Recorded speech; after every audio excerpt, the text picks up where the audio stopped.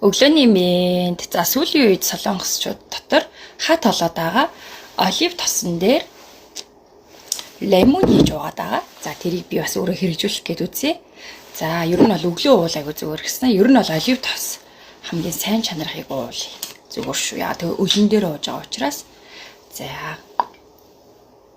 одоо сүүлийн одоо имплосуудаар те одоо жишээлбэл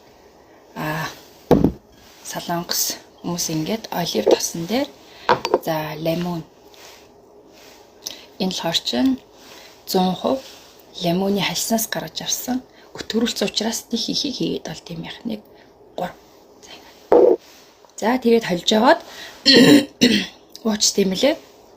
Тэгснээрээ яах вэ гэх юм бол өтгөн гадагшлах. За тэгээд би хөнгөрөх гэх зэрэгээр за дээрээс нь нэг их өсөхгүй гэх зэрэгээр айгүйх үр дүнтэй гэж хүмүүс их ярьд юм лээ. Тэгээ би өнөөдөр ууж үзээ та бүхэн сэтгэлээс ярив.